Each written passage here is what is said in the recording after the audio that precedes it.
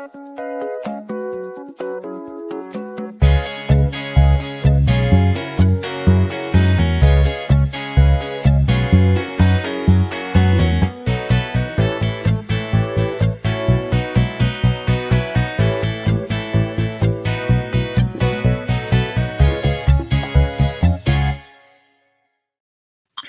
morning, everyone. It is Thursday, April 4th, 2024. It's 9 a.m. It's time for our mindful moment. I'm Dr. Jonathan Zenz. I am the Senior Minister at Unity of Tucson. Unity of Tucson is a loving and inclusive spiritual center right here in Tucson, Arizona. And it is a delight to share this time with you every single weekday. The mindful moment is an opportunity I take every weekday to engage in my own spiritual practice and to share that publicly, because what I have found is that a consistency in my practice is something that has enhanced the quality of my life. And so that's what I'm here to do.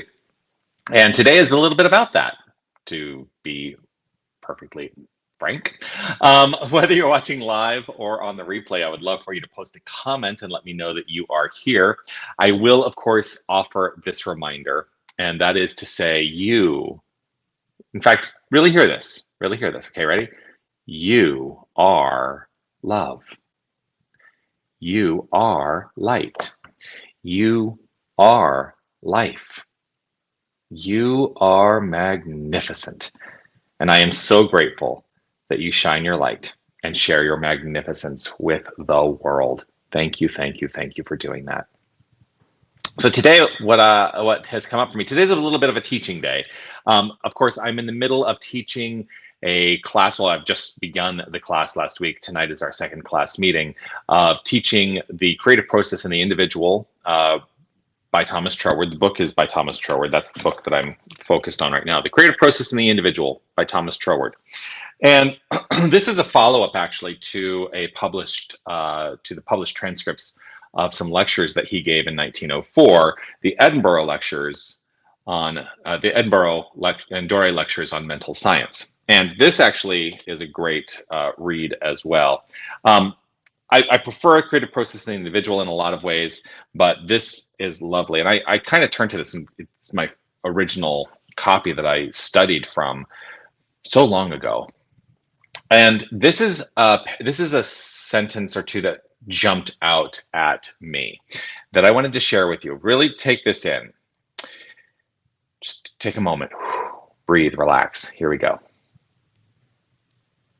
If we habituate ourselves to look upon the spiritual prototype as the essential being of the thing, and the material form as the growth of this prototype into outward expression, then we shall see that the initial step to the production of any external fact must be the creation of its spiritual prototype. This prototype, being purely spiritual, can only be formed by the operation of thought. This is fundamental New Thought 101 in a lot of ways. So first of all, I want to note the word that he uses, if we habituate ourselves. It is a call to each and every one of us, and this is part of the reason that I do the mindful moment every weekday, because it is part of now my habit of establishing what he's calling spiritual prototypes in my life that flow forth into expression in the world of form and matter. And so habituating ourselves to look upon the spiritual prototype as the essential being of the thing. So when we're talking about all the stuff that's in the world of form, all of that began in mind. So again, like I said, this is a teaching day. Some of the basics of New Thought. Spiritual prototype, we have different ways of understanding it. It is divine idea. That idea in mind is always flowing forth into expression. We have also referred to it, I have referred to it as the mental equivalent. For everything that is out in the world of form, there is an equivalent idea in mind. That mental equivalent is flowing forth into expression and action. So I'm going to read this again. If we thus habituate ourselves to look upon the spiritual prototype as the essential being of the thing, and the material form, that's what's out there, and the material form as the growth of this prototype into outward expression, then we shall see that the initial step to the production of any external fact must be the creation of its spiritual prototype. This is the call. This is the call. If we want any change in the external world, in the world of circumstance, in the world of experience, in the world of form, the place to initiate that change is in mind, in consciousness. It is within the inner life. So, whenever I step into the practice of prayer, I frequently am in that space of reminding myself, saying it out loud, I turn my attention to the inner life, for that is the root of divine ideas. That is where divine ideas are born. That is where the spiritual prototype is born. That is where I get to construct a spiritual prototype in my own mind. And to the degree that I am in a state of belief and faith around its expression in the world, then I will experience that expression. So that's Troward. What do you think? What do you think? Can you see the connection between your thoughts and the expression in the experiential world, in the circumstantial world? Are you able to consider that? If you would like change, consider that the change begins wholly within. It begins in mind, in consciousness. And then I make the joke. Consciousness is the answer to all the questions. It's the answer to all the questions. So what will you do today with that idea? I'm going to choose to allow the spiritual prototype to be constructed in mind through the practice of affirmative prayer, and I invite you into this practice with me as I pray today for spiritual prototypes related to infinite health, wellness, joy, harmony, equality, equilibrium, equity, for all the good. I choose to experience all the good, and that experience begins within. So if it is safe and comfortable for you to close your eyes, I invite you to do so. Simply relax right where you are. And release any unnecessary physical tension. As we begin to place the focus, let us each choose to place the focus, if we so desire, on the inner life.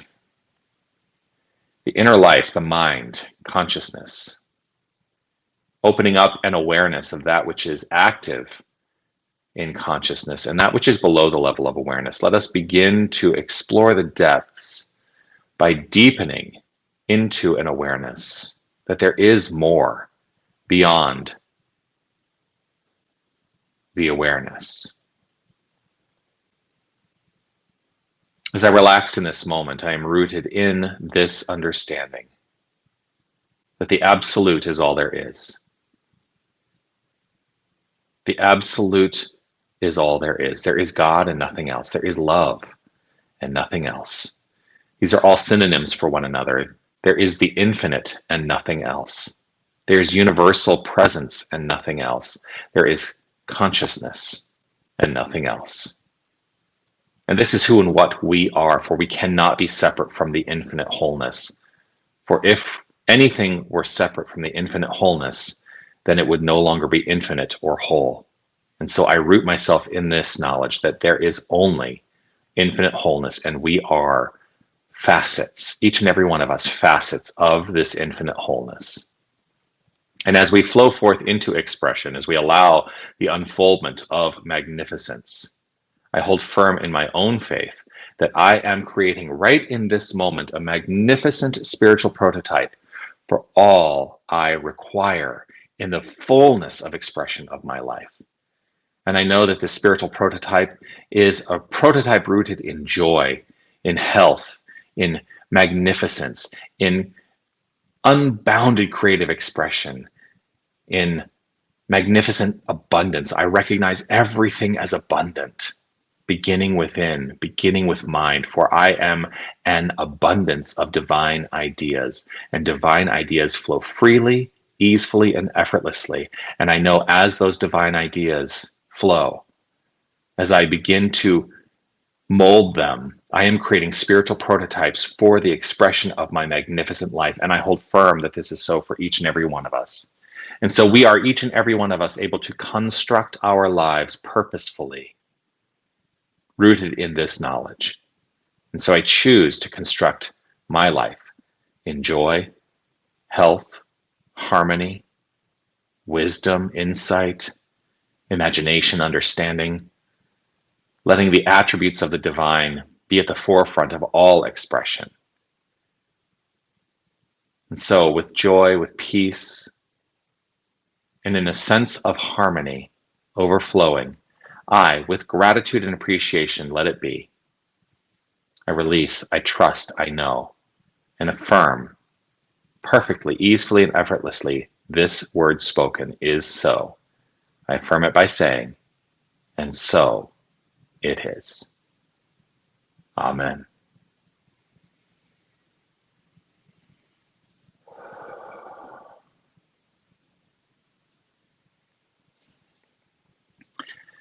And so it is. Another glorious day to explore this magnificent thing called spirit as us. Delighted to share this time with you, and I look forward to seeing you again. I will be back tomorrow for the Mindful Moment at 9 a.m. Couple of things just to remind you of. You can check out all these things at unitytucson.com. First of all, we of course have Dance Zen coming up on Saturday night at 6 p.m. here at Unity in Harmony Hall. Allow yourself to experience freeform dance movement. Whatever movement is right for you is right for the experience. That is guided by our very own Sherry Hoffman, a wonderful take on spiritual practice that is physical in its nature. And I believe spiritual practice to be partially physical as well. So come experience that. Also, don't forget to get your tickets to Shine, a Feeling Good concert with Decadent Desserts, which is going to be on Friday, April 19th. It's 2 weeks from tomorrow. 2 weeks. It's coming up. I only do that because I've got a lot of work to do in anticipation and preparation for that. So yes, we'll look forward to seeing you there. You can get your tickets at unitytucson.com. And that's it. Peace and blessings to you. I will see you all soon. Make your day magnificent. And remember, you are magnificent, not because of anything you do. It is truly just the core of your being. Shine your light. Keep doing that. And I appreciate you. Be well. Bye, everybody.